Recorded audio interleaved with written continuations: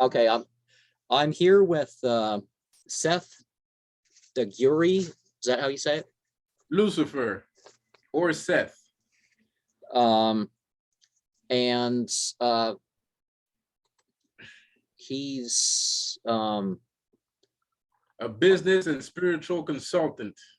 Because what else would I be doing on the world if I wasn't talking about business and spirituality, baby? So what else? and How you doing, Jay? majorhater1523.com. Yes. That's a website name for you.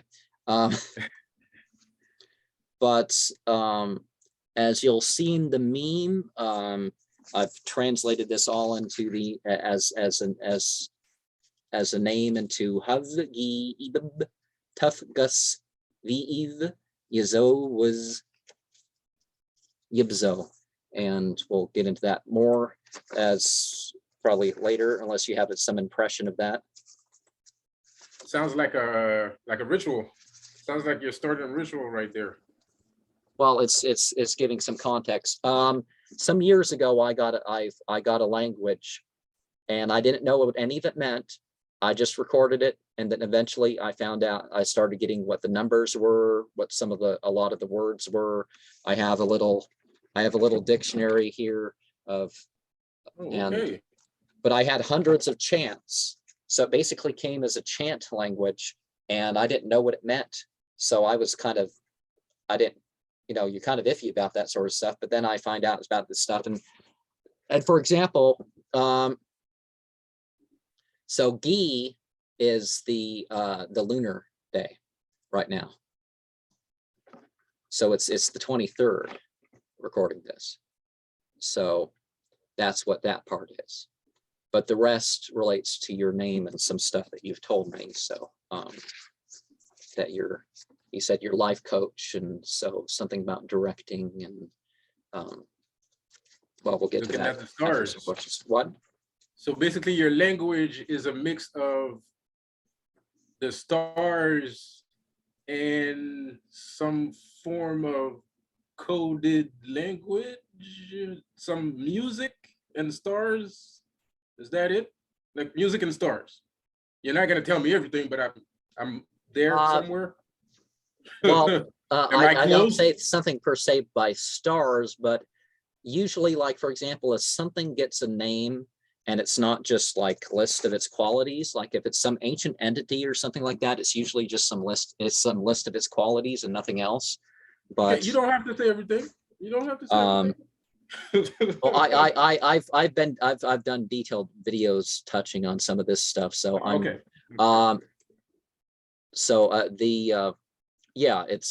I have the names are basically a representation, and it's all related to what's been said. But yeah, it usually includes the lunar date when the whole thing starts. So somebody gets a name, it usually has that. And that's my seasonal ones usually have the date, something about the lunar date as well. I mean, it's obvious that it's the cross quarter night of November or whatever it is, But what do you think the purpose of life is? Whoa, big questions right off the bat.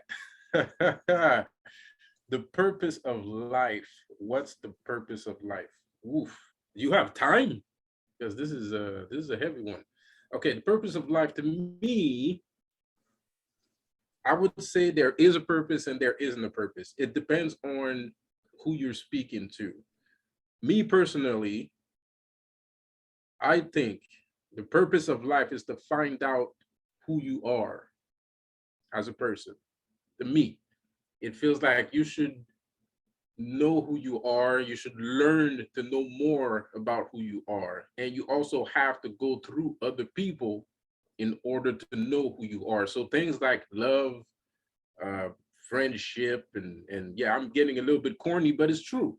Things like love, friendship, fighting, quarrels, disagreements, personality, all those things are all things that you have to go through, you have to acquire or go through in order to understand your purpose here. I think your purpose here, without saying too much, is to understand your interactivity with other people, other things, everything that's around you, like this bench here and then this table and the computer. Do I have a connection with all these things? Do I have a are these things part of me or I'm part of it?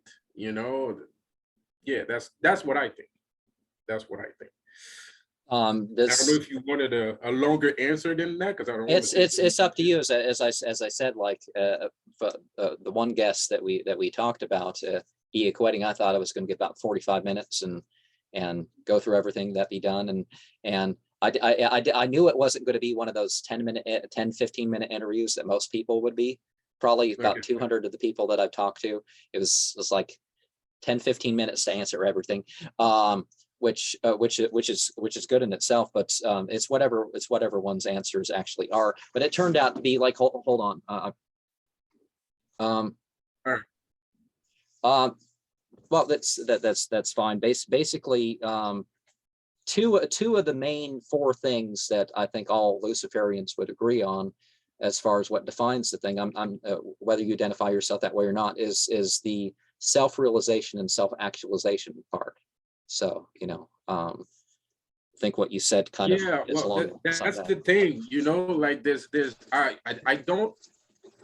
I'm not part of a Luciferian group, but do I apply their doctrine? Yes, because I do believe that, you are connected to the earth, you are connected to the stars, for real. Like you just said, that you hear things from up there and you try to decipher what it means.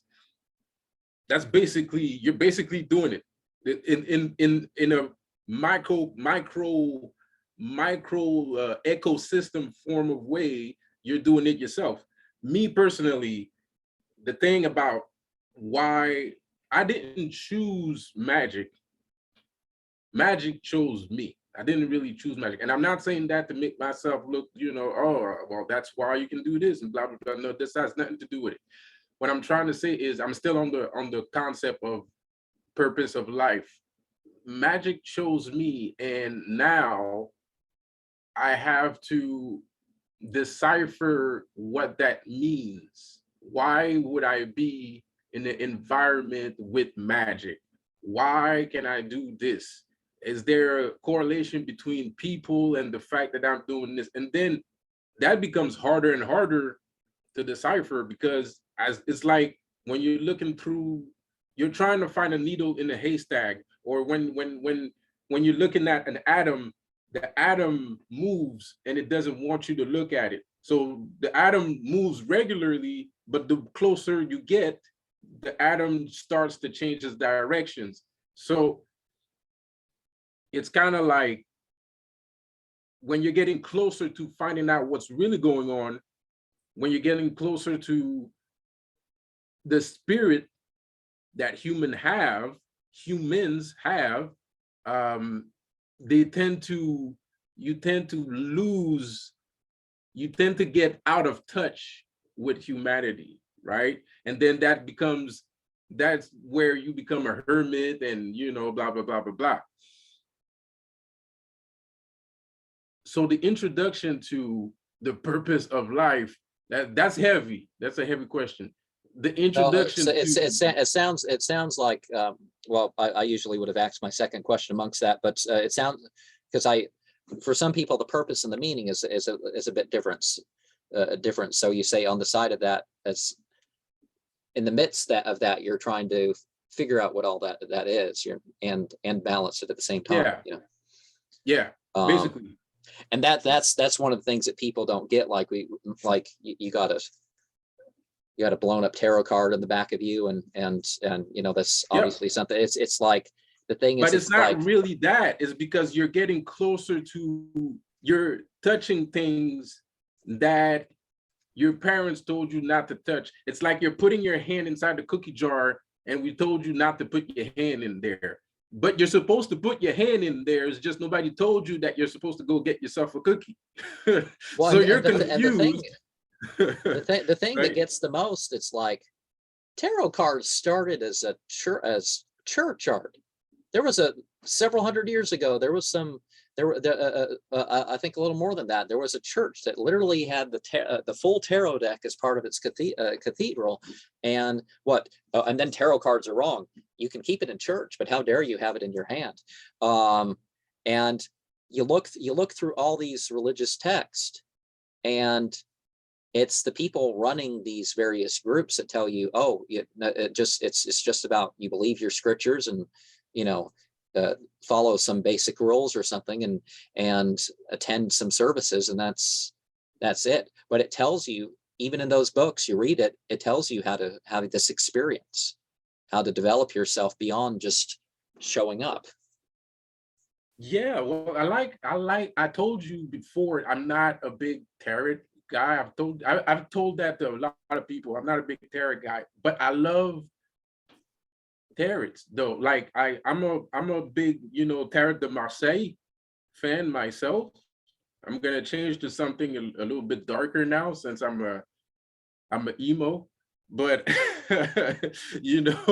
but I was a big fan of the Marseille one, the Paris one, because I don't know, it just resonated with me. The colors resonated with me, and there's just the truth behind each card was so absurdly violent to me, especially at the age that I started reading tarot. It was kind of like, how do you even know these things, right? Like, my favorite card is I have a couple favorite cards. I have the Devil, that's my favorite card, and I have the Magician, that's my favorite card, and the Hangman. Those are my three favorite cards, right? And the Hangman is funny because, of course, now I'm going to go back into my businessman persona. Sorry about that. It's just part of me. I don't do it on purpose. But I like the Hangman because one of his pockets is taking money and the other pocket is losing money. And now we're talking about something, a concept, like these guys invented these, supposedly the Marseille version was invented in the 1800s. We're talking about Black Plagues. We're talking about like medieval, like medieval definitely stuff's being conveyed. It's like they hired artists to paint churches, and some of the artists would put stuff in there that, how they get away with that. And yeah, but people don't know what stuff means, and they don't know how to put their own meaning to it. So that went to the side there. But if you've ever seen, there's various tarots that have incorporated certain things. I'm working on one myself, but the Sola Bosca, is that how you say it? That's like a mystery cult. A mystery cult wrote the tarot that kind of provoke the Rider-Waite-Smith tarot was actually preceded by this group, and they made it a little less. There's some initiatic secrets and stuff buried in that tarot card. It's not just your basic format. They've done something to the format to tell you. Yes, they have. To tell you some stuff. Yeah. From where I'm standing, when I look at the tarot de Marseille, I feel like, from having a Haitian background, I feel like these guys knew some Black people. I mean, to me, that's what it felt like, because if you look at the Haitian background of mysticism and how they see things, they see it in a supposedly primitive form, right? They see it as color, sacrifices, color, and rhythmic. That's Black people mysticism, right? And then you go to the tarot, all you have is color and all you have is rhythmic. Of course, you're not playing any music when you're doing tarot, but there's something, the numbers fit with the card. It's not just, oh, this is the number one card and I just feel like painting this on the number one card. No, there's a reason why the Magician is the number one card. The Fool is the number one card, right? There's a reason why the Devil is the number the number 15. And speaking of right? colors, you've seen what the Crowley deck does with that. The pardon me? Speaking of colors, you've seen what the Crowley deck does with the colors of the tarot.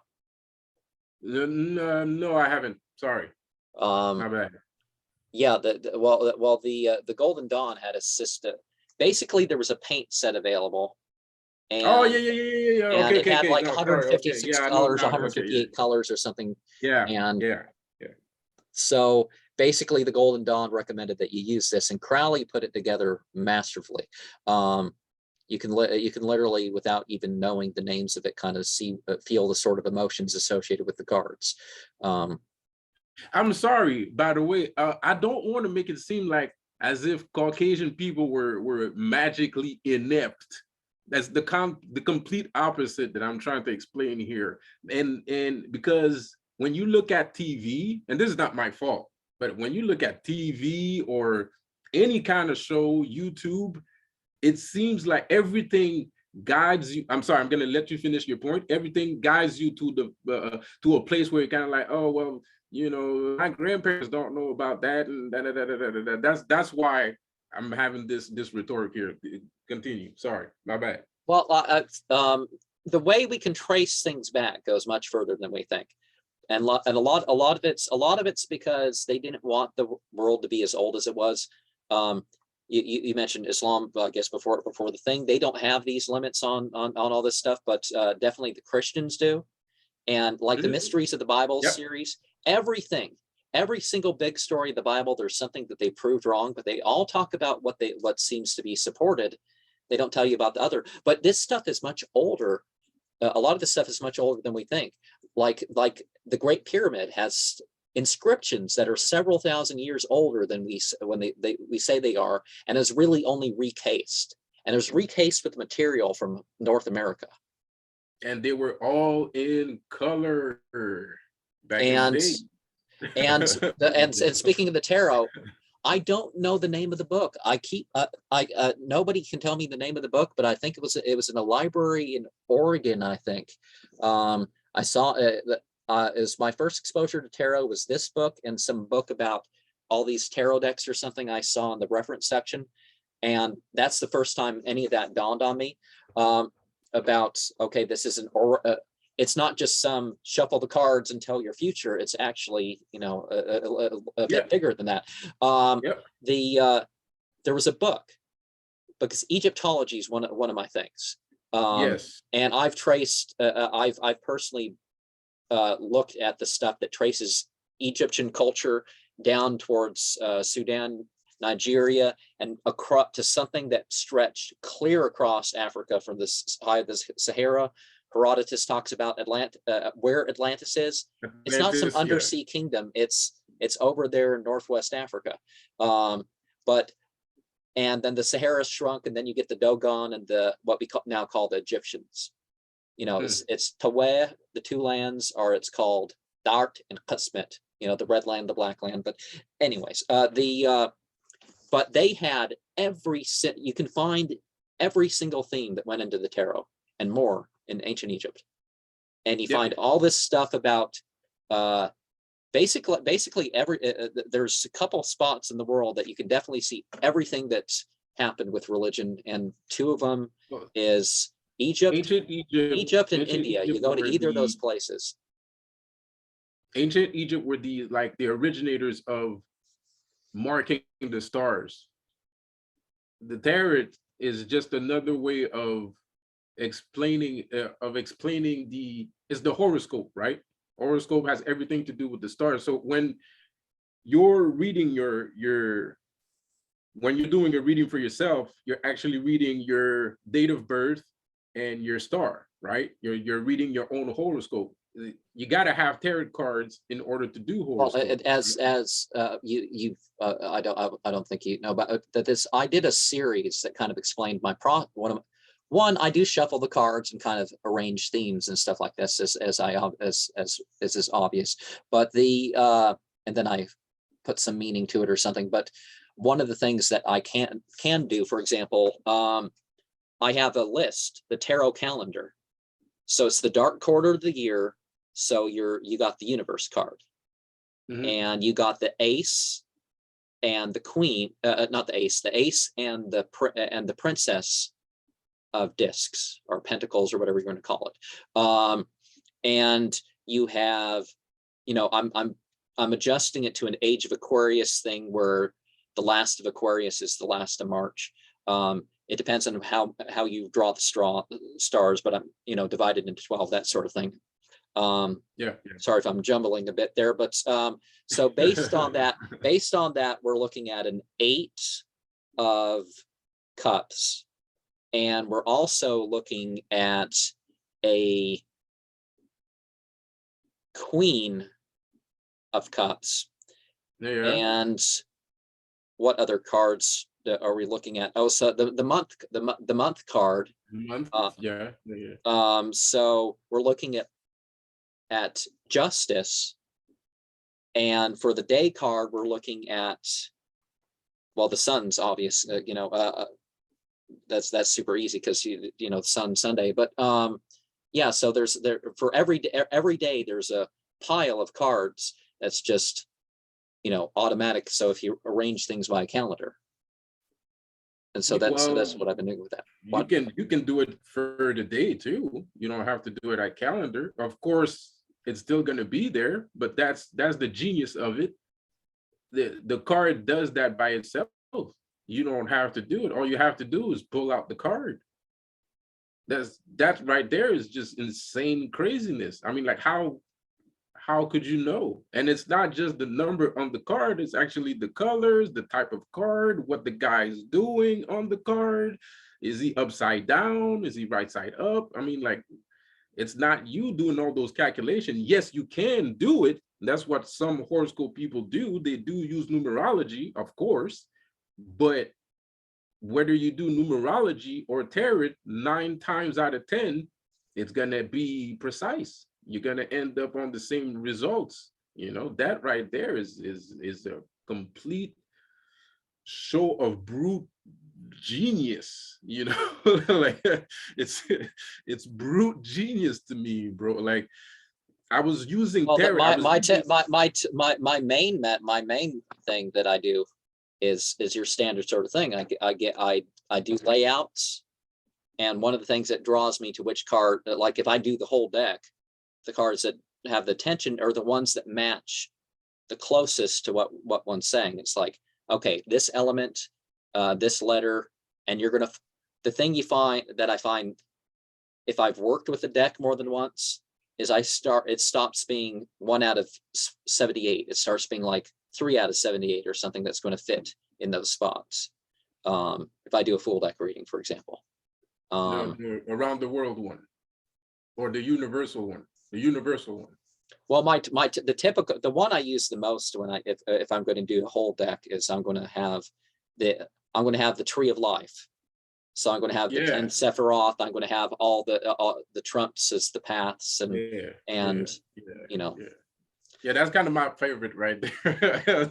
I have a soft spot for the Sephiroth. That's another bit of genius, of pure brute genius that I can't wrap my head around sometimes. I mean, I'm like, you can trace that back through some of the yeah, and it gets even more interesting if you look past the basic meanings of the modern language and look at the older meanings and trace it back. And again, that's just a lot more complex than people have to. Yeah, no, I know an issue. It's like Keter, or the Keter, Keter. That word right there. It's ancient English. It's ancient, Aramaic. And then some. I mean, and it's not even ancient Aramaic. It's actually like old, broken down Arab.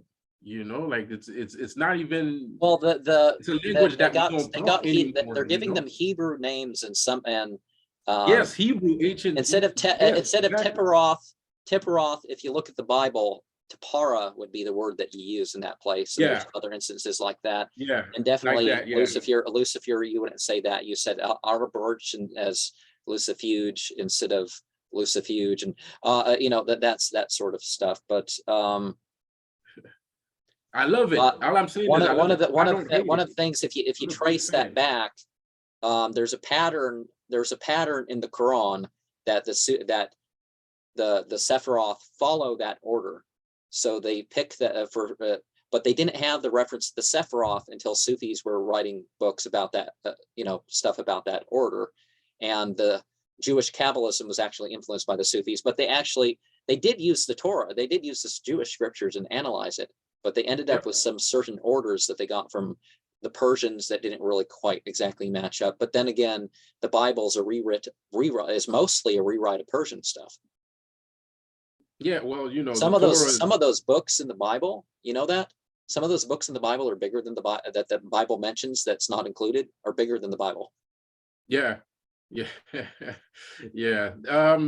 Like what? Which book is actually bigger than which book that I can think of right now that's bigger than the Bible? There's a group. There's some chronicle books and stuff like this that they mention among these lost books. That while they don't I say know. these are the lost books, but this is mentioned in this book, and this is mentioned in this, and we have some of those texts.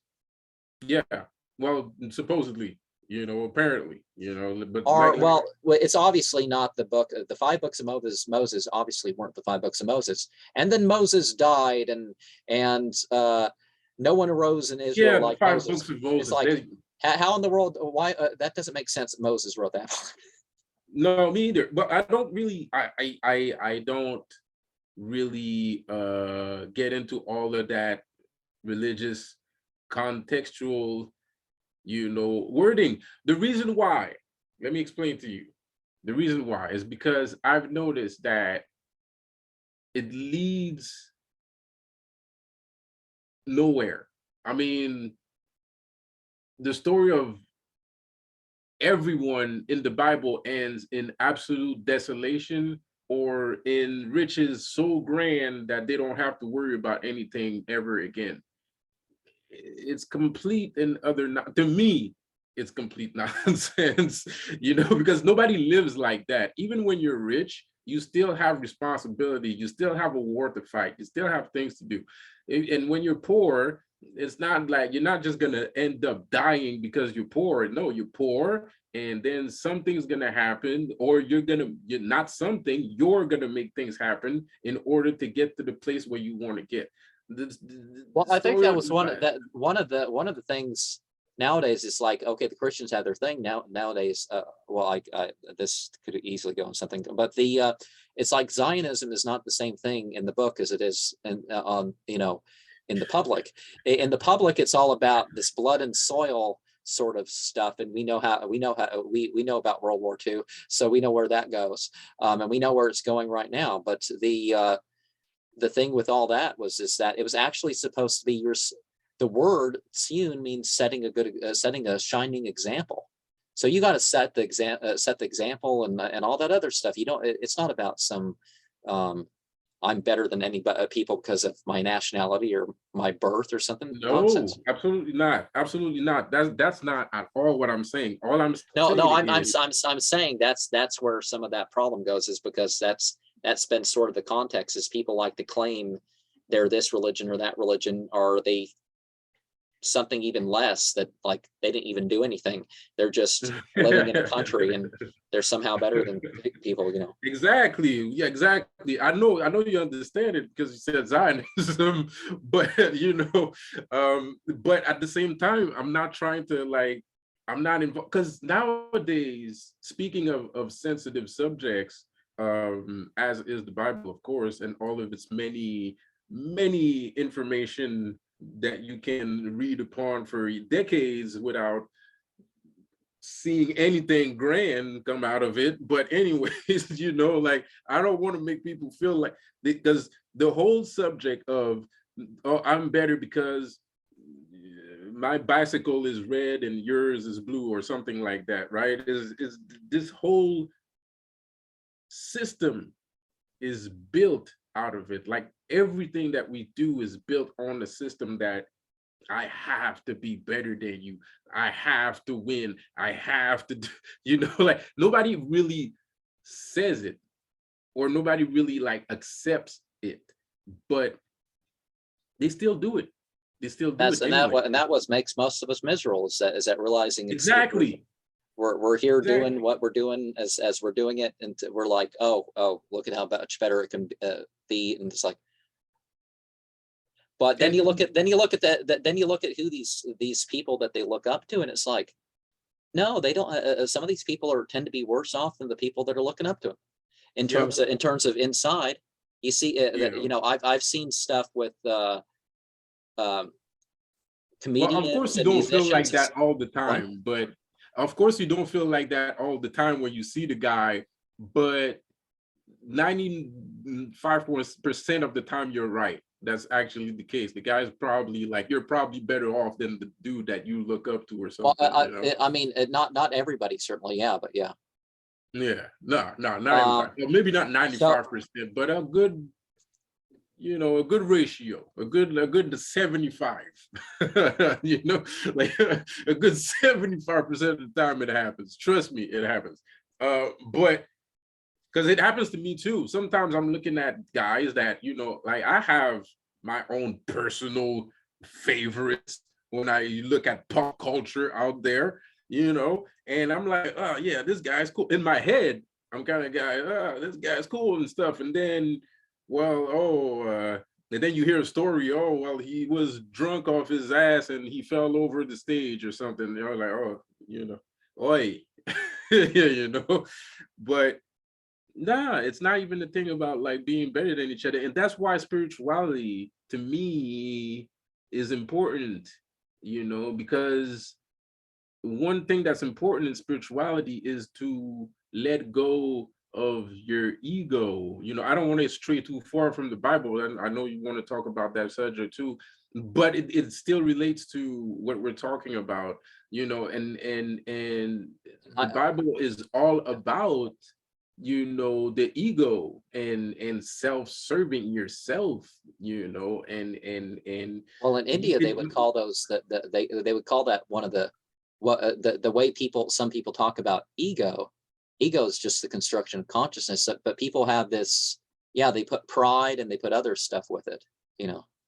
Yeah, but we didn't create that persona. Well, at least I don't think we did. I mean, well, we do stuff with the structures. That's that's for sure. That's for sure. We obviously didn't make it. I know I didn't make it better, but by the time that I realized that I had an ego, it was already too late. It was already way too late. I trashed my ego around irresponsibly. But he's not that bad. He's not that bad. He's still with me somewhere, because I can't really. He's not that bad of a guy, I've seen worse. I've seen worse than my ego. But at the end of the day, in order to live a better life, I have to learn to live without my ego. And spirituality is where, to me, is the most important, because with spirituality, I can learn to do things with myself, and I can understand those things that I'm doing with myself better than if I was with someone else. If I was with XYZ over at wherever I go to do things. No, spirituality to me is one of the most important thing that I try to promote to people in order for them to get out of their shell and get out, because it doesn't. Yes, you become a hermit a little bit, not that long. You're not gonna spend your whole life as a hermit.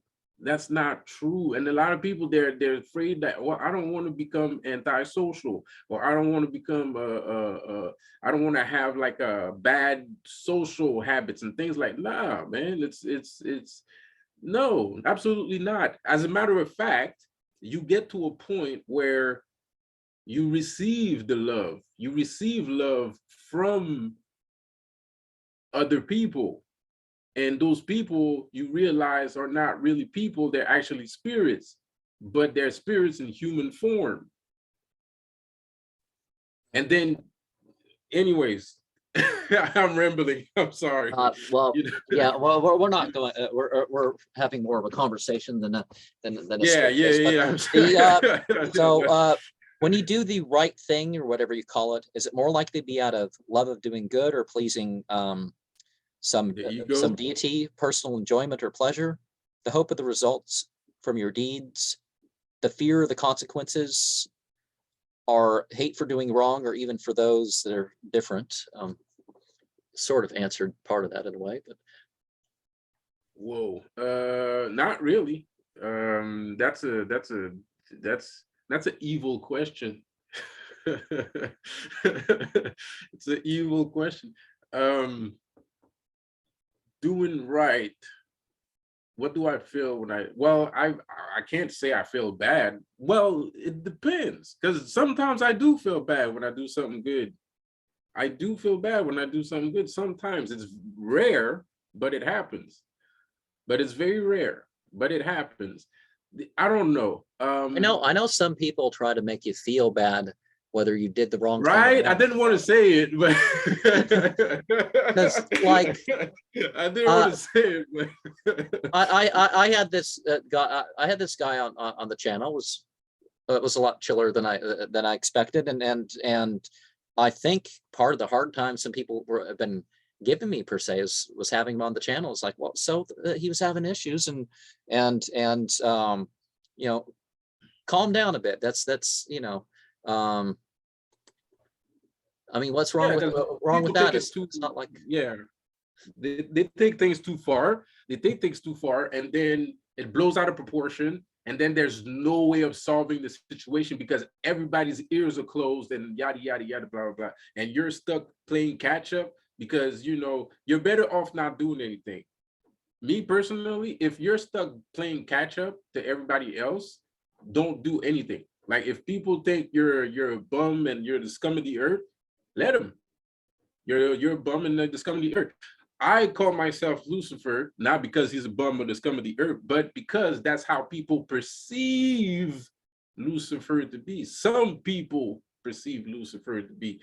Some people, I cherish it. I love it. I welcome it. I am complete darkness and void. And I'm not a bad person. I'm not a bad person, but in the eyes of other people, by the way that I act and the sorry for using a EA quote, but the bane that I use in my personal life, of course, people don't accept it. People don't like it. They don't want to hear things like that because it's not what they're raised to be. It's not what they're raised to know. It's not how they were taught to live their life. It's people are Catholic, people are Christian. You're supposed to be praying in the church and blah blah blah blah. No, I'm Lucifer. I hate everything that you have, and I will one day destroy it or not. But or not. But it's because I love you. It's not because I hate you that I want to destroy your things. It's because I love you. And if you look at Christianity wants to destroy your thing because it hates you. It does not accept who you are. It does not accept your sins. It does not accept your past, your future, or your present. It is just give me, give me, give me, give me. And I don't feel like giving you anything. Just keep giving me things, and you don't have the right to have anything or to be anybody or to nothing. What's the point? I don't I don't get it. And of course, I know a lot of people gonna use. Okay, sorry. If you catch any flack for what I just said, send it my way. I don't mind. well, Send one it of the my way. reasons why I asked that question is it's like, well, people are different. I really think it's a variety of things, really. One emotion or one whatever is not going to get you through all your motivations in life. That's just whatever. Of But course not. it's like, yeah, a lot of people's like even if you're super angry, you can be a decent person. I mean, if that's the thing, but that's the one people are like, oh, it's just it's you're automatically on the wrong side if you felt anything. And honestly, a lot of these people that really try to be super artificially fluffy are some of the meanest, Yeah, most whatever people you can, yeah, yeah. No, I don't. No, I hate it. I hate that too. I hate that too. But it's the word of the day, because today, nowadays, people are trying to find peace. Okay, that I understand.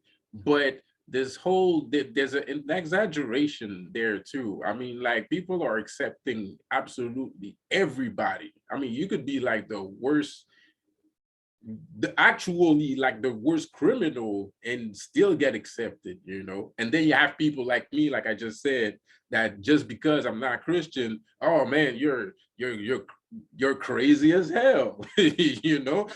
one thing I think you people know can do is that, I mean, let's admit it, for almost everybody, most people agree on most things. So let's yeah, just get along for that sake and ignore the rest, or just yeah, but it not gets include it. fluffy. I mean, it gets fluffy at some point. It's kind of like, why can't we be friends? I mean, like, Well, whoa. I I mean, mean, and that the idea you can't criticize anybody, particularly if they're like, you know, all right, sorry, Jafar. Sorry, my bad. I'm getting out of hand. I'm um, getting out of hand. My bad. But I'm just look, to get back to spirituality. All I mean is, spirituality to me is a doorway to other people. So other people, they get in their cars, they drive 5, 10, 15, 20 miles. They get to their job, their workspace, or their friend's house, and they try to look for the things that I'm looking for too. The difference is, this person does not know that we're both looking for the same thing. And the clear and biggest thing difference is, I'm standing still and you're moving. I'm standing still and we're at the same exact spot. So why extrovert yourself like that into the world when you don't have to? Just follow some spirituality, do a little bit of meditation, read a couple esoteric books, join a cult. you know, like, some of that myself, right? Join a cult or something, but you don't have to waste so much energy. You don't have to. People are complaining that people want to be fluffy, and sorry, Jafar, people want to be fluffy. They don't want to use too much gas because gas is killing the earth. Okay, well, do some spirituality, and you'll use less gas and less energy. You'll use less fossil fuels, right? It's like as stupid as saying, if you're vegan, you poop less, and so you create less fossil fuel energy wastes. Like, I don't know how that would be, how that's possible. but it's a thing. It's a thing. People calculate that sort of thing. I don't, but some people do.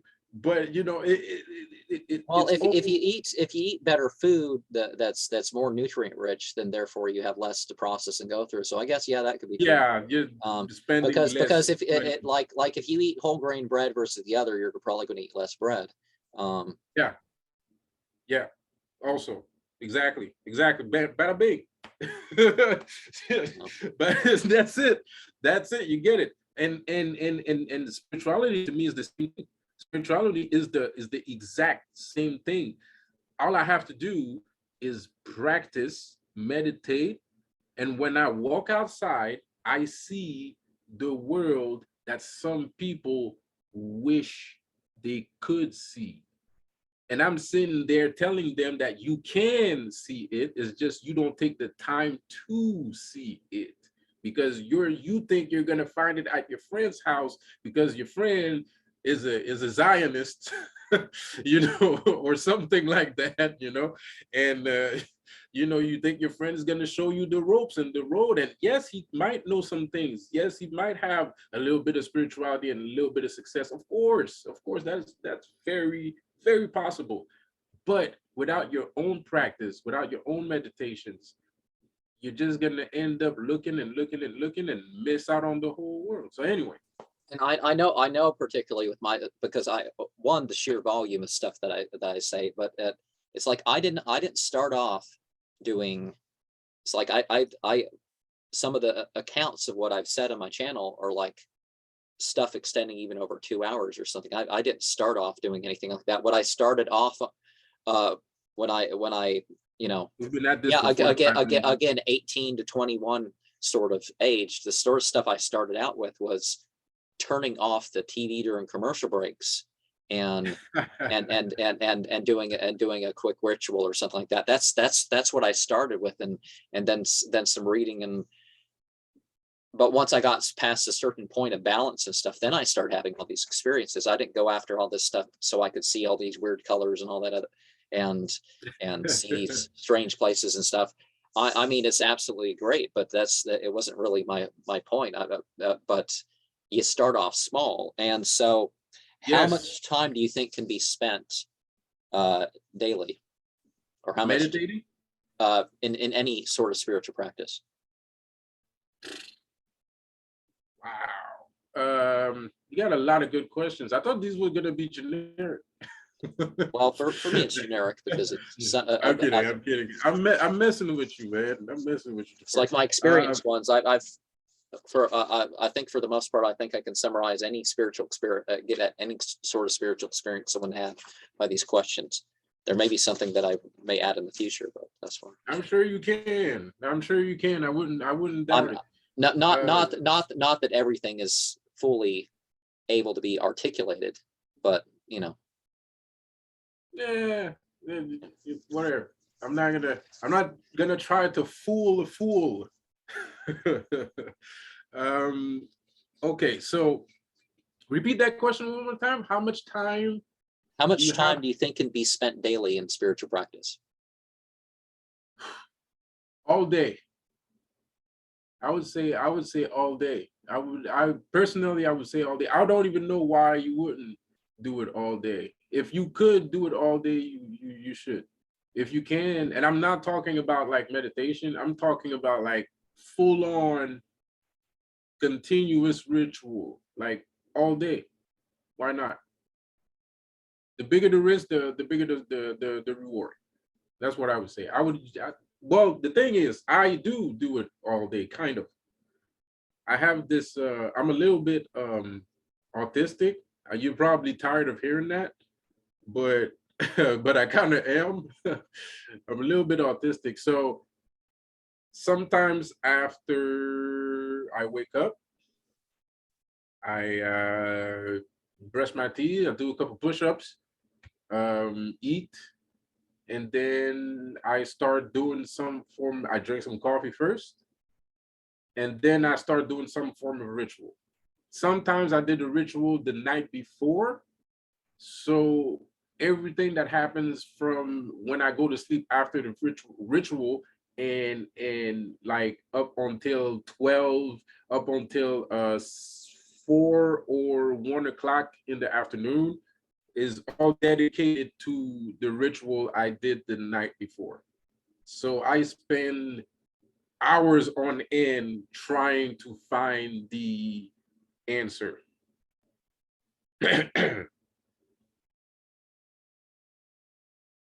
That's it.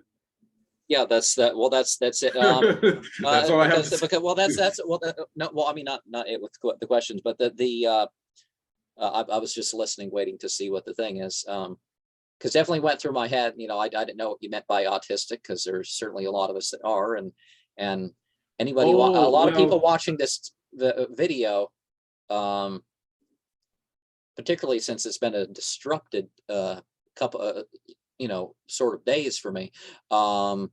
I'm very autistic, so I've no qualms about admitting that.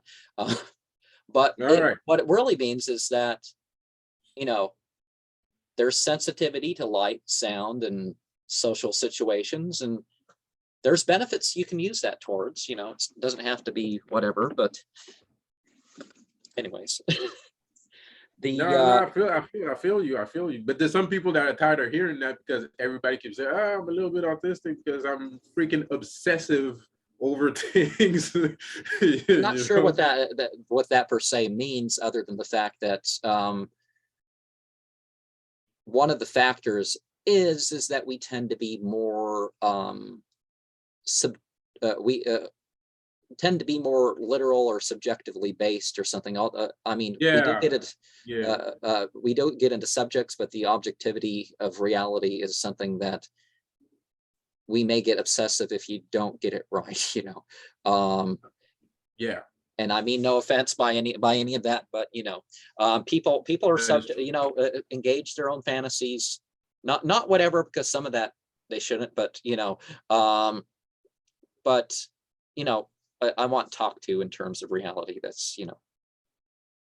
Fantastical. Fantastical. So the thing is, I obsess over rituals, but it's so fun. The thing is, the reason why I become autistic, well, you kind of understand what I mean, but in a ritual, let's say, how can you really get the picture of how crazy I am?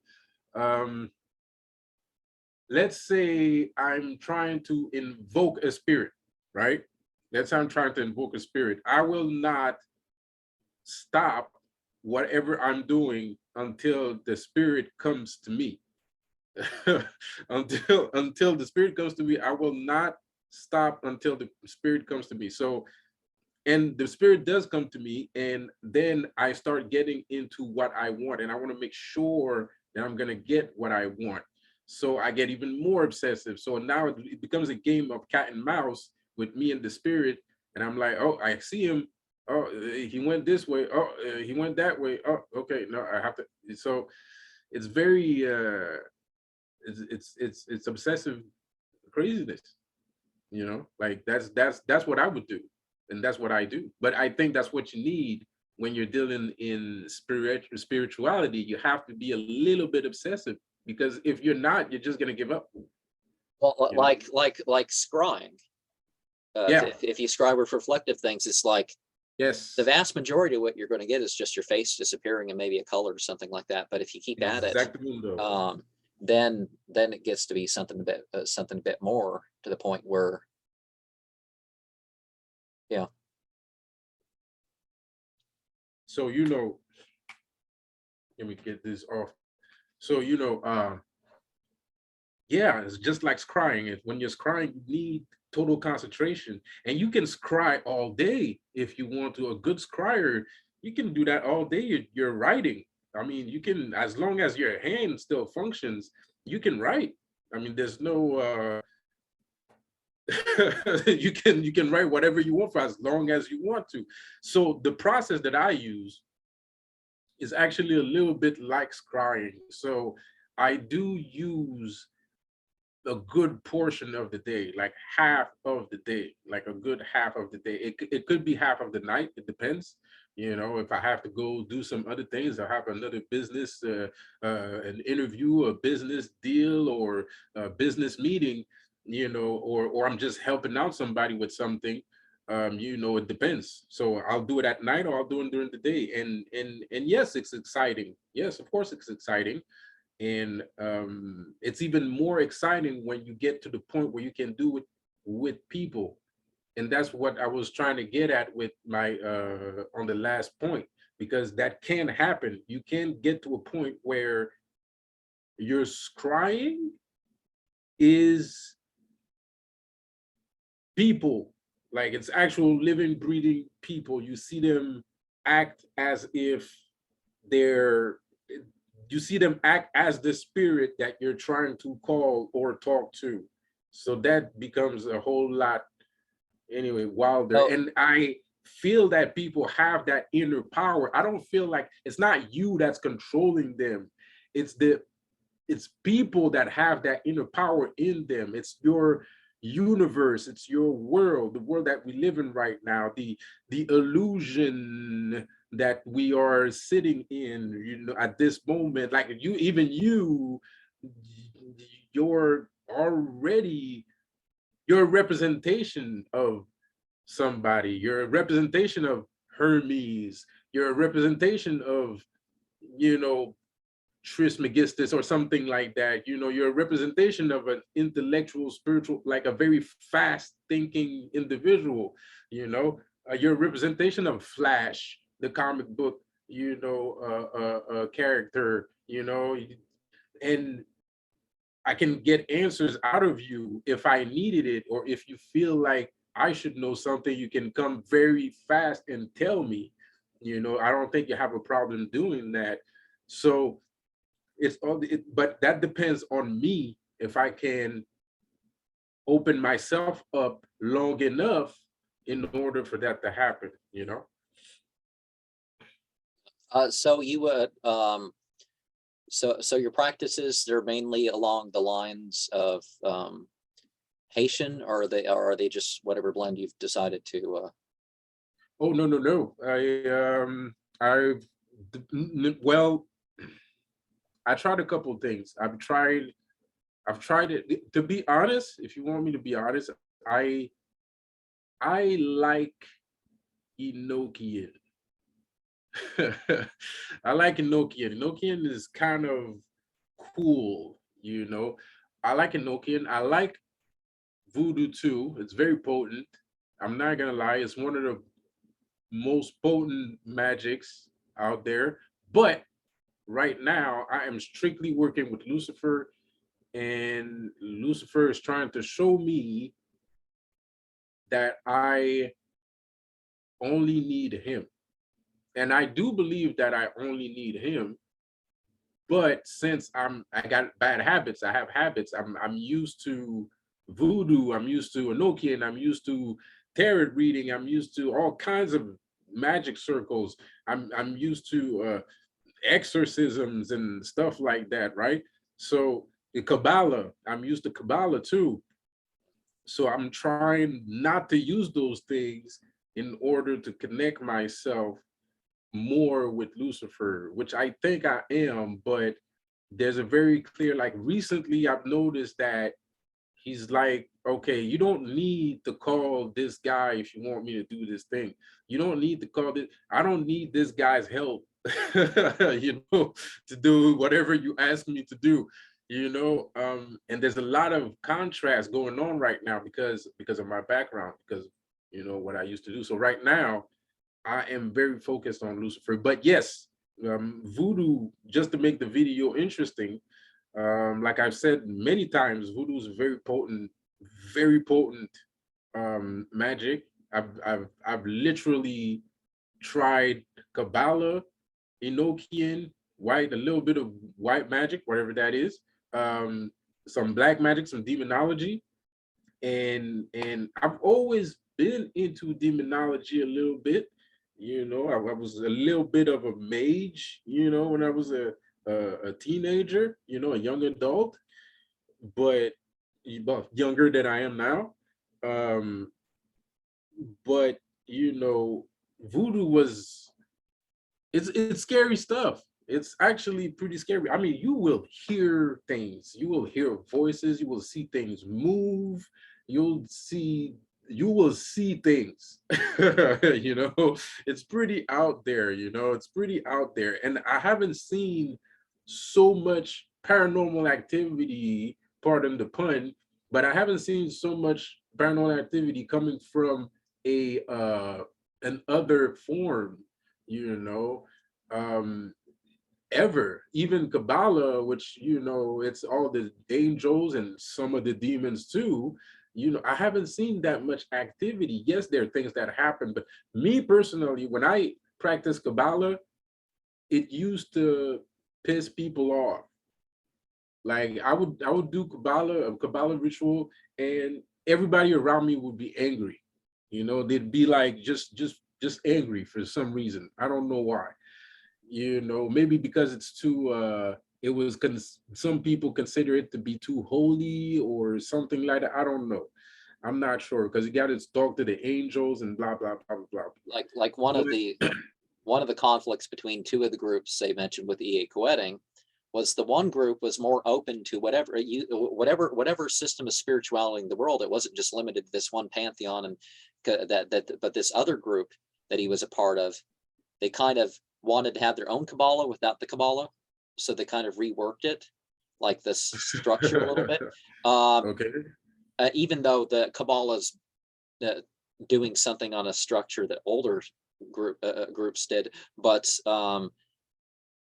one of the it's hard not to get super complex with Kabbalah. You can't really just people act like you can just look at the tree of life and that'll be it, but hardly anybody can just it becomes something very complex.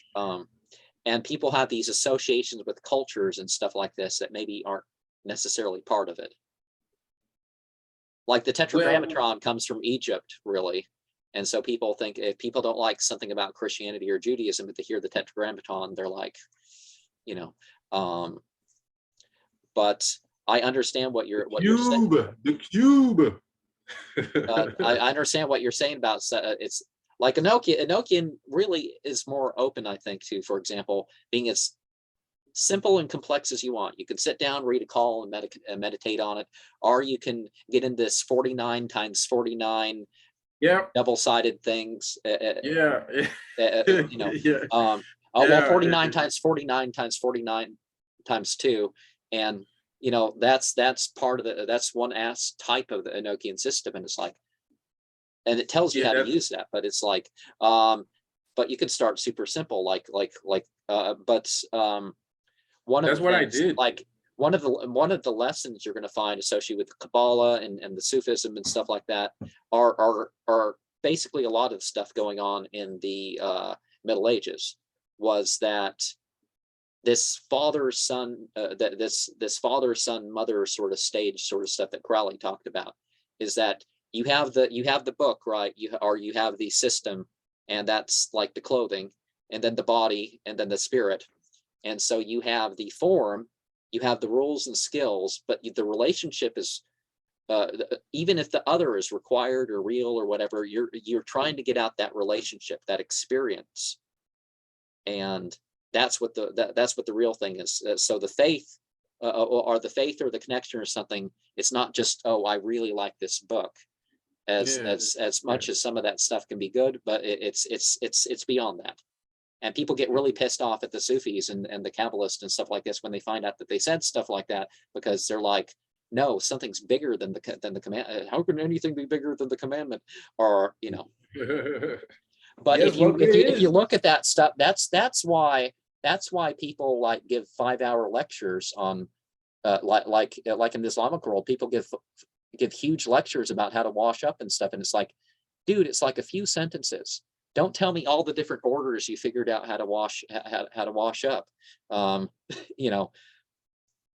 There's more important things we could talk about, but yeah, and the Kabbalist and the Talmudic thought, and they go even, tends to be even worse than that. But yeah, I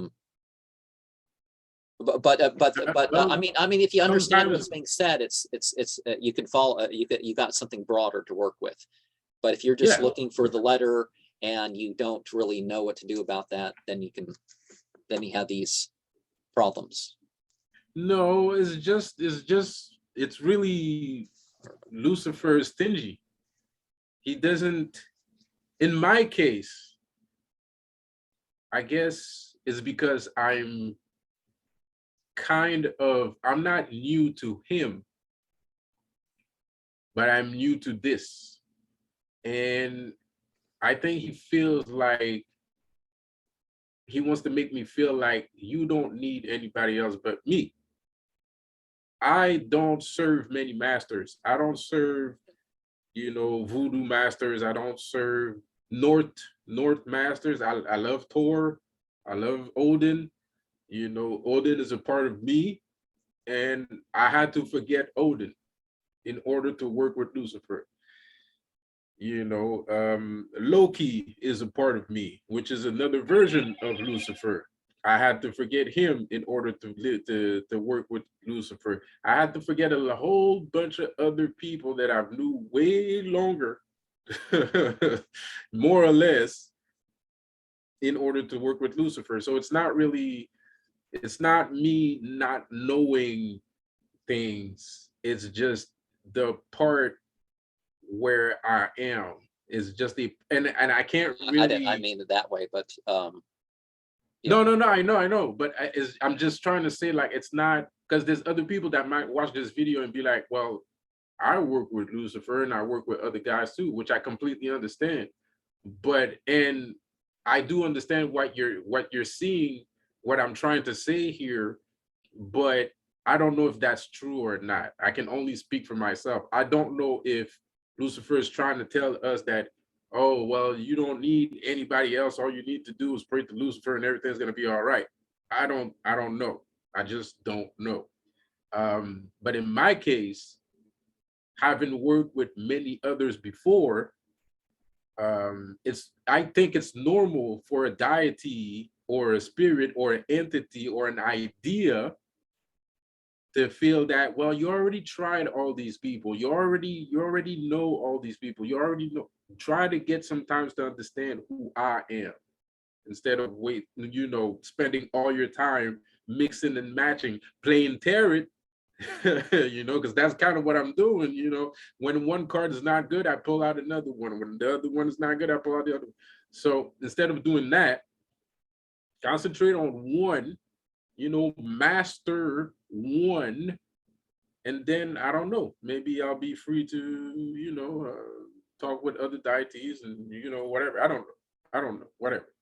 But as of right now, like I said before, an Enochian is a very fun system. It's a very interesting system. And, what I liked about it, to be honest, was the pure energy that it provides, and it's potent. It works. If you want something out of Enochian, of course you got to have a lot of trinkets and you have to know how to scry and things like that, but you can get a lot out of it if you know what you're doing, just as much as voodoo or anything of that matter. But as of right now, I'm really on that whole Lucifer thing. What are your favorite attributes of him? My favorite attributes of Lucifer. He's annoying. He's annoying. Yeah, no, really. That's my favorite attribute. My favorite. He does not let you feel lonely. He's always there. He's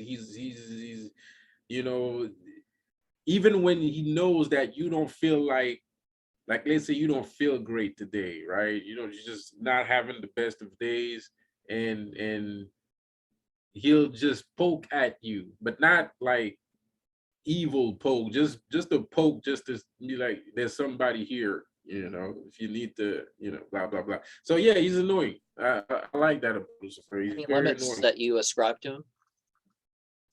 Pardon me? Any limits that you ascribe to him? Nope. Nope. Absolutely zero. Absolutely none. I have none. He can do whatever. Like he's with me. He's with me right now. He's always with me. When I walk, he walks. When I talk, he talks. There's no limit between me and Lucifer. Any other particular beliefs? Any other particular? Yes, I do have one particular belief that is very important. And thank you for asking the question, because there's a reason why I came to Lucifer, because before this, I was advocating for the laws of attraction. I was advocating for the laws of attraction. No, I'm not talking about the secrets. I'm talking about like Goddard, the laws of attraction, Abraham Hicks kind of laws of attraction, like the real laws of attraction. No pun intended. Sorry. I don't need to name drop anybody or anything I don't even read Abraham Hicks, to be quite honest. But you know, when we're talking about those kind of people like the Goodars and the Vincent Peales and those guys, that's the real laws of attraction. And I was advocating real hard for that because I believe that it's a real thing. I believe it's true. I believe that it's true. And it correlates to Luciferianism a little bit. Of course, there's a lot of people that made that connection, you know, and there's a little bit of a conspiracy theorist behind that. But me, as of somebody that actually practiced the laws of attraction without joining any cults and without joining any groups, I saw that the laws of attraction was very limited. And when I saw that it was limited, that's when I was like, you know what? I gotta do something. I gotta do something because this is not gonna work. It's either I join forces with somebody that I don't know and I probably don't like what that person does, or I find another way to do it. So now I have to go back to my roots, to my ancient magic roots. I have to go back and talk to a bunch of ideas, a bunch of entities, a bunch of responsible beings, you know, a bunch of responsible beings that live in the stratosphere somewhere, you know, and now I have to go back to zero because they're not going to let us pass. Pardon the pun, but they don't want to let us pass. And a lot of people think like, oh, laws of attraction doesn't work. No, it works. It's just that there's some things somehow, somewhere has the capability of be like, okay, I'm gonna let you have this, but you don't go this far. You can't get this far. You know, you could have laws of attraction works very fine. You could make millions using the laws of attraction. You could millions is nothing. You could literally have literal superpowers. Like you could And of literally course, if have. you look at, the fact that that Lucifer is a Latin title for Venus. Venus is a symbol. Attraction is one of the things attributed to Venus usually. He's not a woman. Me, from my experience, he's not a woman. I don't know why. I mean, he loves women. I don't want to put words in his mouth. I mean, Venus is the planet. They usually like sometimes Yes. you hear Yes. these references, and it's like there's a male and female entity for each planet in most androgynous. I know things, all beings are male and female at the same time. But the thing is, it's Lucifer is very manly. I mean, like you can't get more. Well, Like, I'm not saying when it certainly when it's talked about as some non-human being, it definitely almost always yeah, it comes off as male and like virtually every account. Well, That's he will. But if you talk as Lucifer is like one of the types definitely of Luciferianism, more the type that I mean in this aspect, the type that I would ascribe to is, so you're the light bringer, so you're becoming one of those things. And people confuse that because the Catholics call Jesus the Lucifer of Lucifers in the Easter Vigil. So therefore you think, no, I'm not trying to be the new Jesus for you all to worship me or something. That's not my point.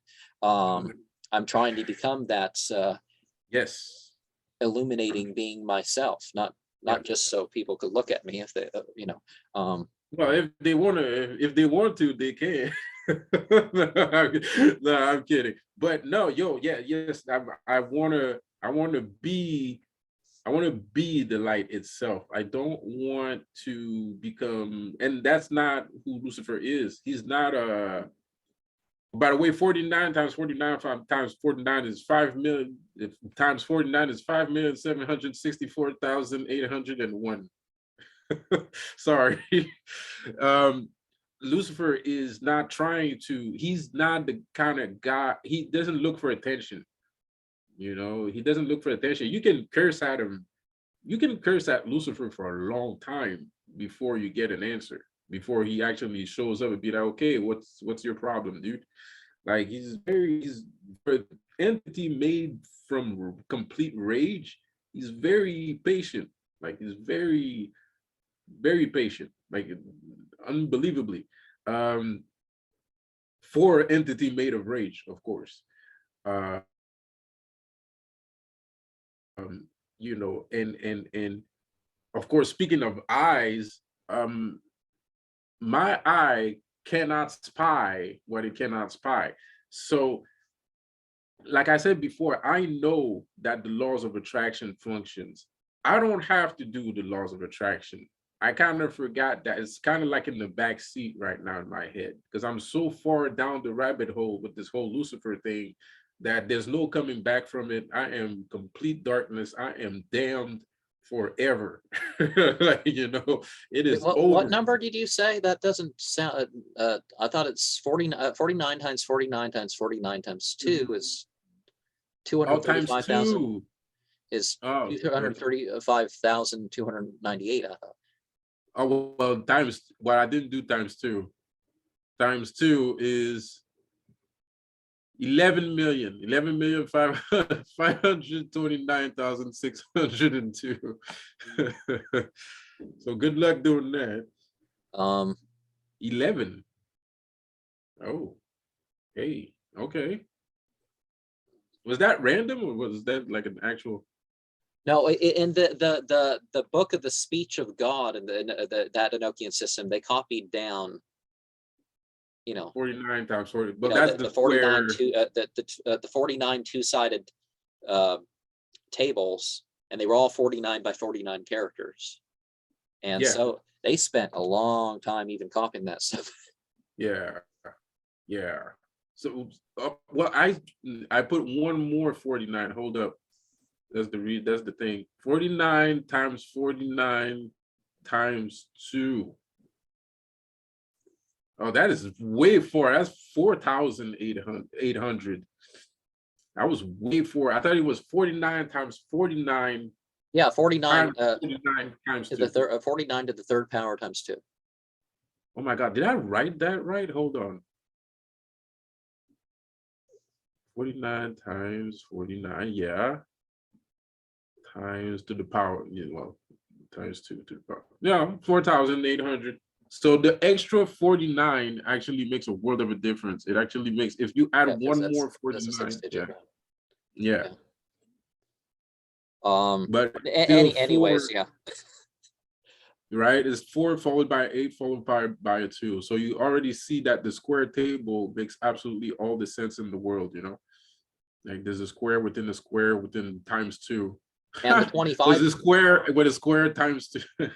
it's a heck of a lot easier dealing with the 25 by 27 table, the tablet of the earth with all the watchtower names and all that. Yeah, the tabulae, yeah, ligoraph, the ligoraph, tabulae ligoraph, and the Teber says the Teber ligoraph. And anyway, I like Enochian. It's an awesome. I love it. I love it. I think. And then there's all there's all these. One of the things that people don't really talk about that system is there's all this side stuff.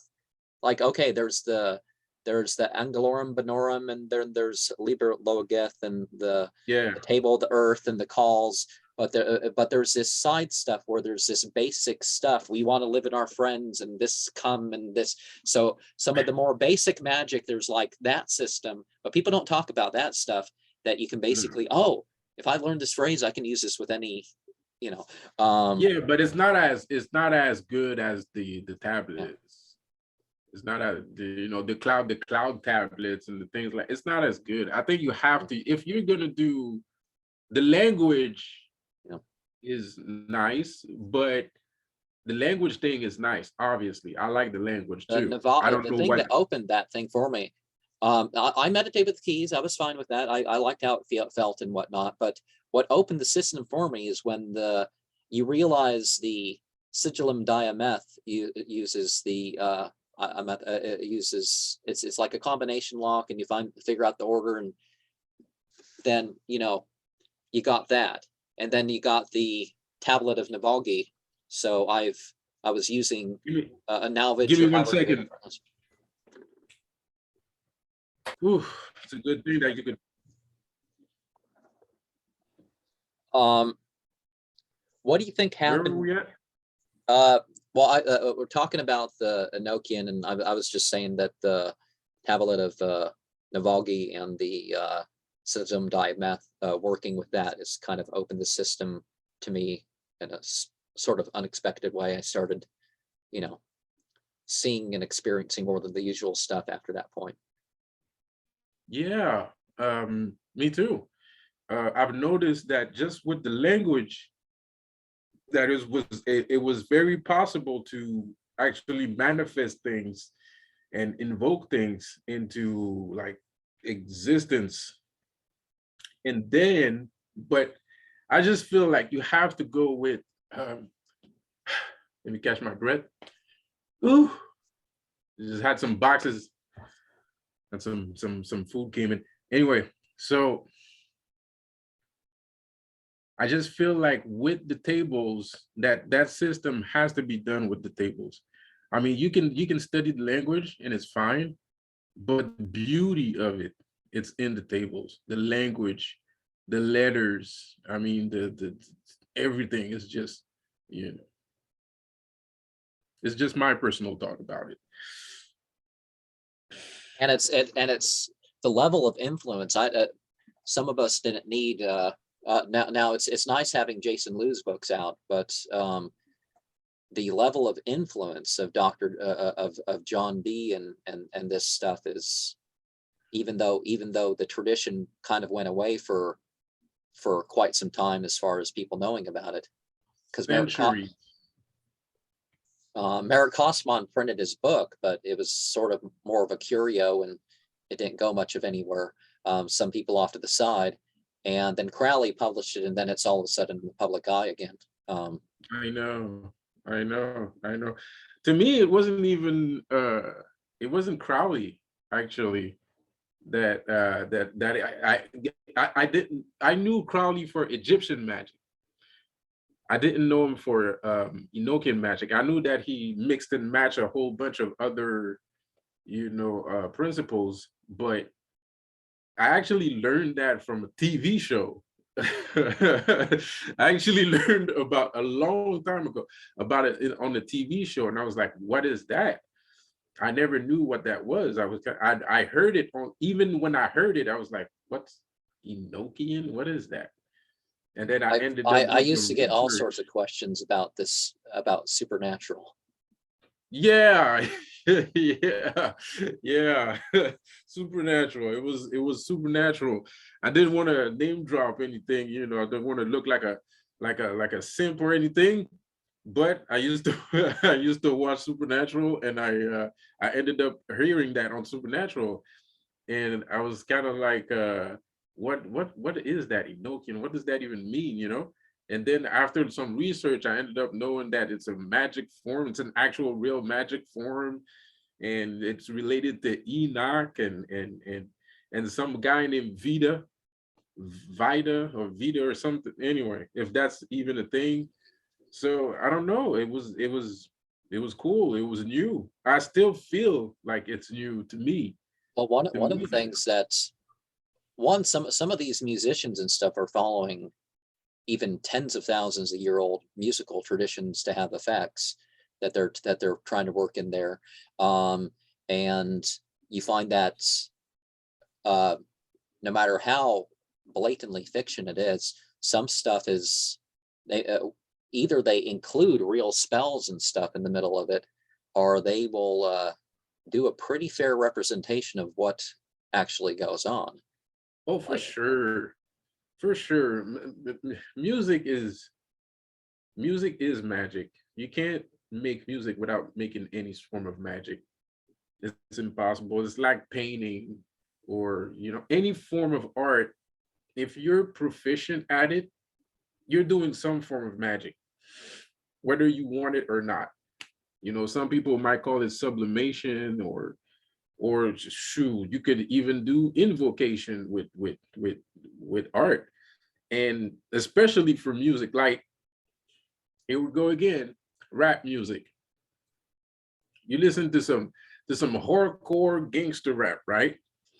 And then you go outside and everybody feels like they're gangsters, right? And then you're listening to some love music, everybody feels like they're lovers, you know? It's as stupid, but as simple as that, you know? It's ridiculous. And it's so easy. And yes, they know. Of course they know. There's no way that they don't know, because you made 30 songs. Come on. You made 30 songs. You made 30 love songs, and you're gonna tell me you never noticed that people around you feel a certain kind of way every time you do that? Come on. It's impossible. It's impossible. Of course they know. I'm not gonna say more than that, because then we fall into the line Some of it, a lot of it just flows. I think it's like you can tell if it like when an artist when a musician has a drug problem, it comes through in their song before it's public that they're into whatever. I can listen to music and say, oh yeah, this guy's using some sort of cocaine or crack or something, and this guy's using meth, and this guy's using an opiate. And well, you know, everybody has their poison, but I don't know, maybe, yes. Does it help? I'm pretty sure it does. I'm 100% sure it does. But then again, if that's coming through with their music, maybe they don't have to use as much because it's coming through with their music too. Of course not. Of course. But does the guy, can he get off his binge long enough to realize it? Right? There's that question that comes along with it. Because is the guy conscious enough to realize that he's not just using magic, that he has basically become the magic, you know? Because when you get to that point, you are the magic. I mean, you're playing music. You're not doing it on purpose. You're not calling Eros or Aphrodites or, you know, some Haitian love god or, you know, spirit or something. You're just playing music, but the effect of the sound, the vibration that moves the atoms, that moves the nucleoids around in order for things to happen that's magic, man. Like, even if I call magic science, even if that's science, that's incredible. I mean, you're making people kill each other, fight each other over music, and you're gonna tell me that's not magic? Come on. You know, you got 50 Cent. He gets shot 9 times, you know, for music. Pardon my language, for music. You know, come on, like, that's magic right there. The consciousness manipulation, rather than you being just Yes. manipulated by whatever and being in control of it. That's, you know, that's sort of the difference. And for that alone, I think people can understand why people get into magic, as they say. Yep. Because look how dangerous it is. Some people, sometimes I get encouraged to play certain notes, certain patterns, because I'm a radio DJ too. So sometimes people ask me for certain patterns because that's what excites them. That's what makes them feel alive, you know, and they want this certain, and those patterns, they know very well that those patterns are not something that they're supposed to be playing with, but they still do it anyway, you know. They know they're not supposed to. When you get out, when you go by the Beehive and play C sharp over and over again to you know, there's the positive ones too. Yeah. Is there anything that you think would be difficult or wouldn't do as in the name of or part of your spirituality? Oof, that's a touchy one. I wouldn't, me personally, I can't hurt. Do I have to be honest? I'm not gonna be candid. I'm gonna be honest, but I'm not gonna be candid. I will not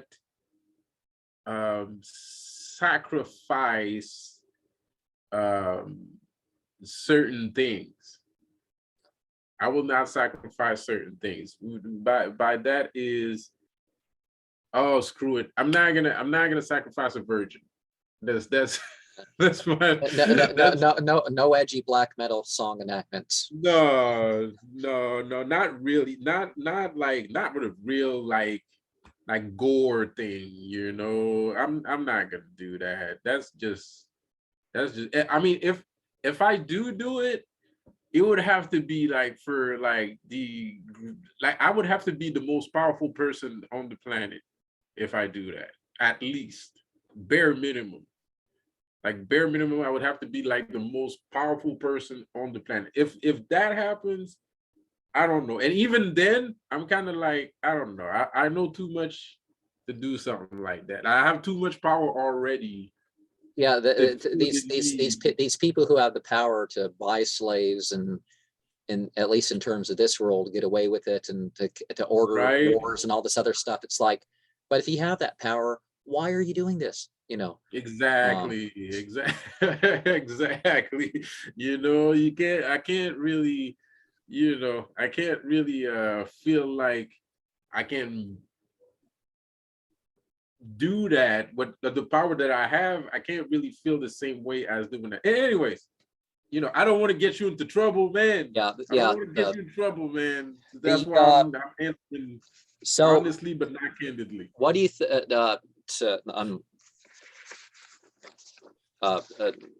looks like I'm going to have to wrap this up. So the two last questions here. What do you think happened during or before your birth, if you think there was anything particularly mystical or spiritual? Whoa. Before my birth, I know what I had well, I have been reincarnated a couple times. Um and I remember those past lives. I remember those past lives very clearly. Um yeah, last time I was alive, I was I was in the streets. Another time before that, I was a Asian warlord. Uh, Another time I think I remember being in Egypt. Um, I don't think I was a farmer in Egypt though. I wasn't that high level status. But I do remember I was good looking.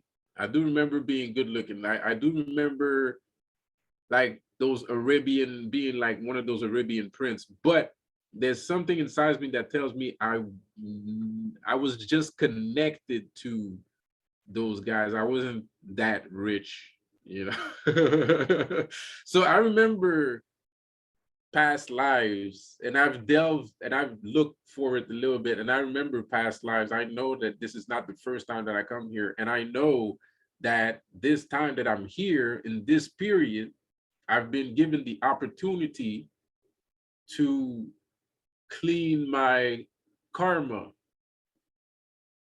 I've been given the opportunity to actually become a god instead of, running around chasing skirts and, trying to make a whole bunch of dollars and blah blah blah. This is actually the first time that I've lived where becoming a god was important to me.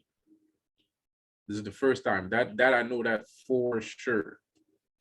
So is that part of your afterlife or death scenario that you believe that process will continue in that respect? I think that I will keep coming here until I get it. I don't believe in the afterlife. I think I'm stuck here until I get it, and that's it. I do know I have a higher self that actually lives on a specific plane with Lucifer and Asmodeus and friends and Odin and all those guys. But that's not my job. My job is not to hang around with these guys. My job is not to go play football in the backyard with these guys. My job here is to actually become one of these guys. And I think I'm close. I think I might not be the closest one, but I think I'm getting there. A lot better than I did the last time I was here. Because the last time I was here, I remember getting shot in the face. like that's what I remember from the last guy. He didn't last long. He lived till he was 33, and no pun intended. He was 30. He died young. He died very young. He died at 33, got shot in the face. It was a horrible story. His life sucked. And I almost repeated it. Well, not really. I just have like remembrances from the guy. So yeah, anyway. But with or without the reincarnation thing, it's very hard to make a logical point that that our lives are not part of some sort of continuation, either that something before or whatnot. It's not just your parents, produced a child and you're born. There are other causal chains that one joins in, to say the least. Okay, I'm on to some of the other ones. So these experiences, you've seen stuff in rituals. Some of this comes through dreams as well. Not anymore. When I was a teenager, it used to be in dreams, but nowadays it's very vivid. It's very like in your face. Like I see like shadows, misty white colored thing and things of that matter. Can you give me a second here? I'll be right back. Can you stop the recording? I'll be right. The question was, okay. So the question was, what do I see these days? It's complicated, man. Like I use incense. I use different mediums. Personally, no, they come alive. Like the other day, like I said in my YouTube video, I feel like betraying. I feel like betraying Klondike because of a beautiful experience that he gave me the other day. I mean, I was doing a ritual with Klondike and he appeared, but like I could see his face. It was on a TV screen, but the TV screen was actually a picture of his sigil. And next to the picture of the sigil, I could see his face forming from the screen. And there's music in the background, but it's little like, meditation music. I was basically using Satania's sigil's video. But there's no word, well, there's words, but the YouTube algorithm doesn't understand the words that's being said by Satania. So the words that was being said was not from the video, it was from Klondike. And he does not want me to do that because it would be a vulgar show of power, but from his part. But it was because it would solve so much questions about spirituality and magic and things like that. I'm not gonna do it. If he doesn't want me to do it, I'm not gonna do it. But I'm kind of saying it because I kind of want him to give me something else that was close to that, because that was so palpable. He was talking directly to me. I could see him. He was using words. That was the first time that ever happened, ever. That never happened to me before, ever. That happened like a few weeks ago. And like I said before, I had I've seen souls float around me and things like that, like that, yeah, but never have I seen, like, never has a soul spoken to me before with words, like that was kind of like, it was like I was chilling with you, like right now, like. I definitely understand a sense of confidentiality, and just like with people, Yeah, it's like there's some stuff. Okay, this is their private life. You're not releasing that or something, but there's other stuff too that it's like you get a sense of it, and just like yeah, you get a sense with people, you get a sense with certain entities that maybe this part is kind of too much. It's too much. not for the sharing. Yeah, but don't worry. I'm just trying to make him manifest something so I can give Yeah. you guys later on. That's I'm just poking at him a little bit. Hey, by the way, that was really cool. Can you do that again?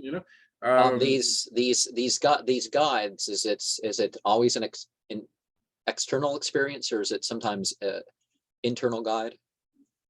Yes. You mean possessions? Whatever context it means for you. Yeah. Yeah, I do. Asmodeus is so I've been possessed by Haitian spirits before, and Haitian gods, which is always fun. They're musical people and they like joking around, but the most impressive one, once again, the most impressive one was Asmodeus. Asmodeus is made can make you feel like a god. He can make you feel what a god feels emotionally, not physically. You'll still be human. You'll still be flesh and bone, but emotionally, he can make you feel like a god. And that, my friend, just that right there, trust me, it's pretty amazing. To emotionally feel like a god is, I didn't even know could be that great. Like, because you don't feel guilt. I mean, like zero guilt. Like, I thought I couldn't feel guilt, right? And not because I'm a vicious person or I'm a mean-spirited person. I don't believe in problems. I believe in solutions. So I don't feel guilt. Well, Um, guilt, shame, and fear are very useful drives, but they're not for themselves. You just don't live in fear and guilt and stuff. And so there is exactly, sort of a goal. And exactly, it's not that you have to exactly. be the worst person around to kind of break yourself from these things. It's actually sort of the opposite. You live in a life where you don't have this unnecessary stuff, Yeah, no, for sure. It's important to have a certain level of shame. It's important to have a certain level of well, it's important to know when to feel, when to feel emotions, period. Um, but what I have learned from living with Asmodeus is, um, it's not, you can have exactly just that. You can have emotions, but not feel guilty about your emotions. You can have emotions and not be crazy with your emotions. You can have emotions, you can be mad, but you don't have to be enraged. You can feel bad, but you don't really have to feel bad. You can just, show that you understand and be about your merry way. I thought I understood that, but as Modus brought it to a whole new level of where I couldn't feel anything at all. I was like, okay, that's how they feel. Okay, now I get it. you know. and So yeah, people that's talk about different stages of things but for possession or whatnot that you could call. But for example, to give it a few terms that would be relevant to the Kabbalah would be the Yeshub would be the seat of. So being the seat of the entity is the first stage, and then there's the Shekin, which is the presence. Well, I mean, they're different. They're different types, I guess. And then maun or mauna would be the that'd be the full-on possession. No, I would say I'd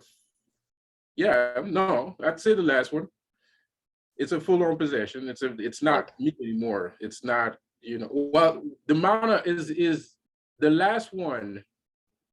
Is it like exorcist kind of thing that you're talking about? Well, Like, no, I'm not sure I buy into this thing where it's, I mean, but you're completely like, you're like the nexion of the entity, the dwelling of, but does it mean that somehow it's like they have grabbed you and it's out of your control, period, per se? I'm not certain, but I mean, once you get past a certain point, you may like not know what to do, but I don't know. I don't think it's like, they grab you. Well, I don't want to scare anybody, but if you're not used to it, it can be a full-on thing where you have zero but people control. become like wild animals or something. Yeah. As far as we can act it out in the body or something. So yeah, but it's not wild animal, but yeah, you can lose total consciousness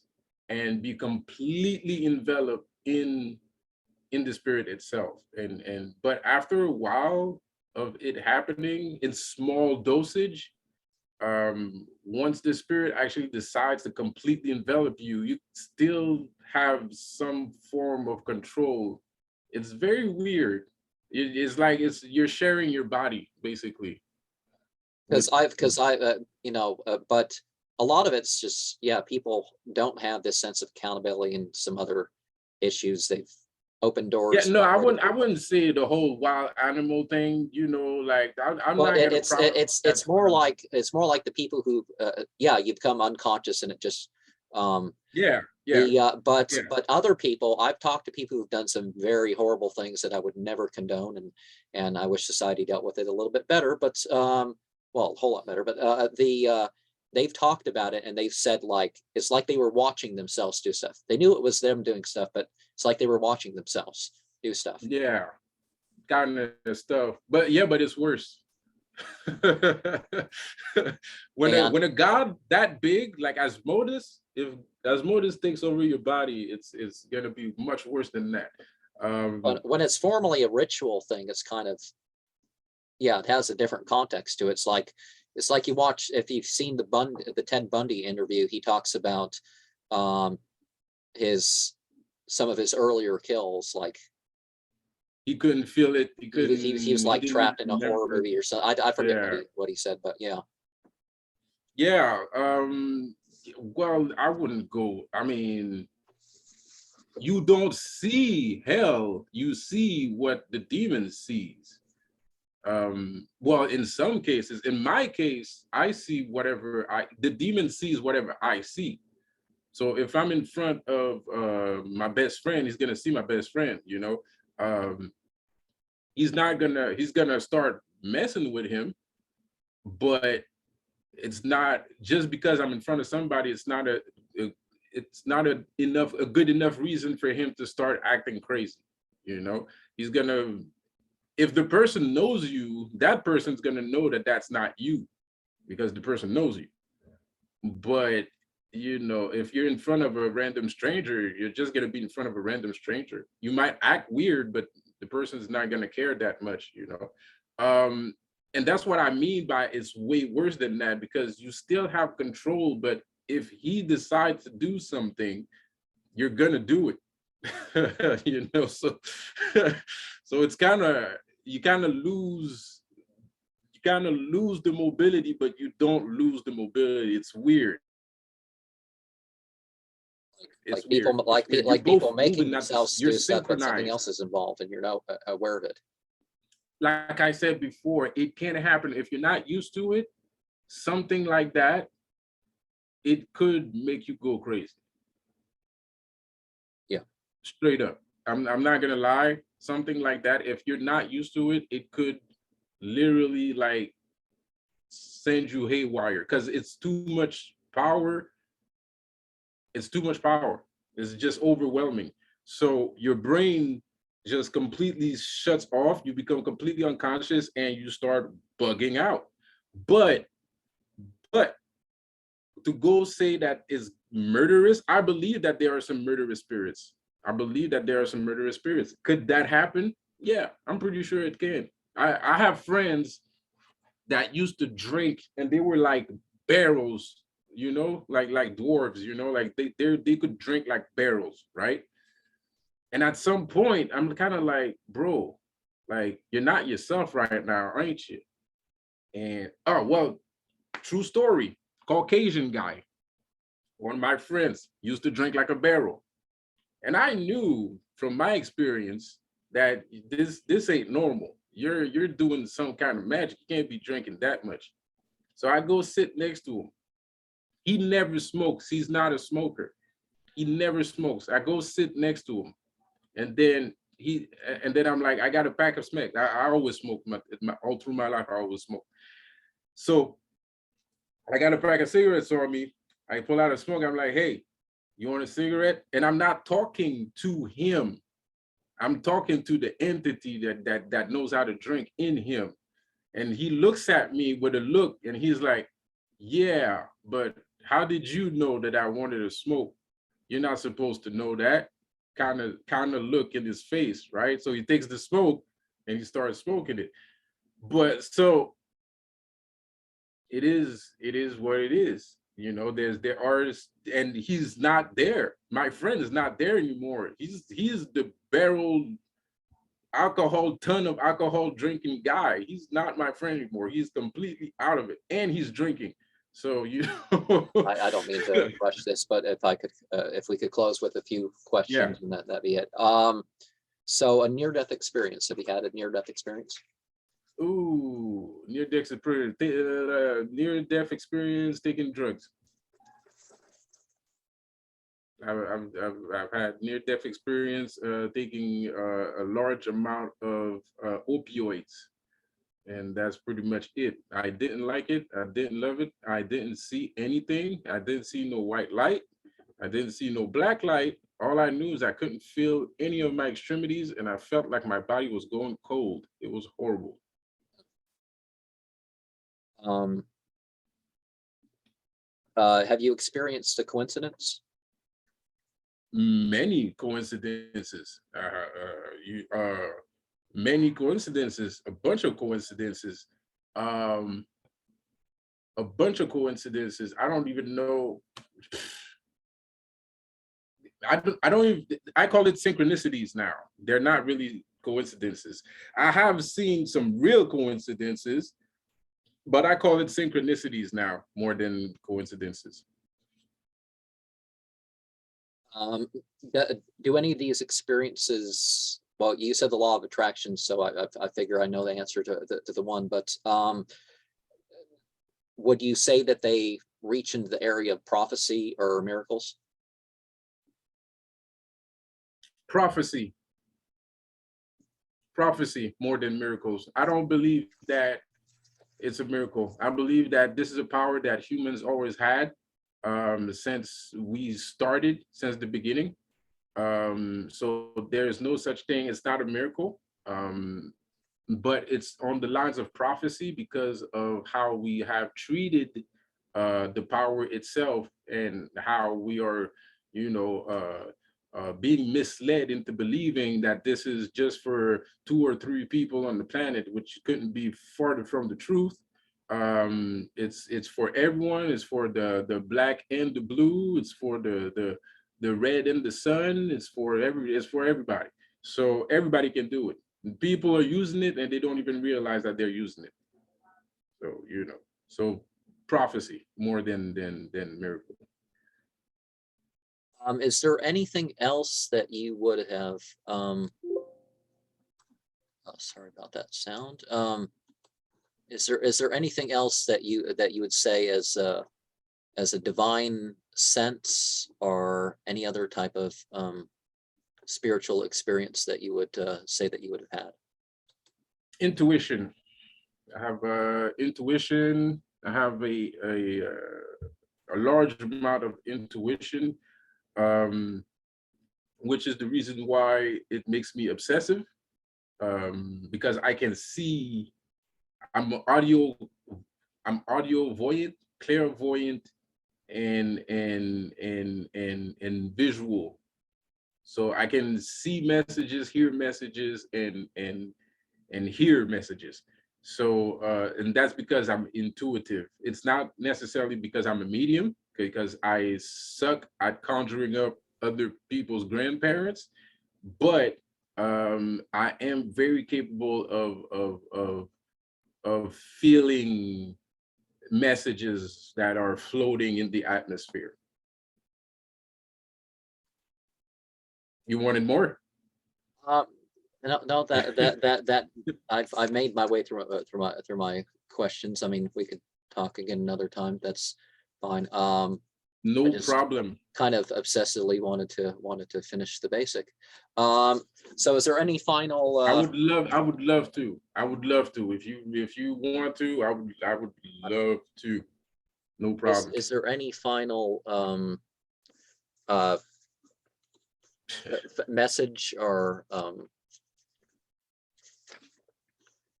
wait, we've listed your website, so Thank you. Thank you. Thank you. I think I'm subscribed to your channel already. I'm pretty sure. and yeah, we're about to hit mushroom month. I made Yeah. well, I mean, it's not officially mushroom month, but my main videos for December all have mushrooms. I went around the Okay. woods and got different mushroom scenes, 155 different mushroom scenes. So I don't expect people to watch anybody to watch all of what I put out. It's just pick and choose whatever, you know. I'm there, dude. I'm there, bro. I'll be there, dude. I'll be there, man. So good night. Good magic.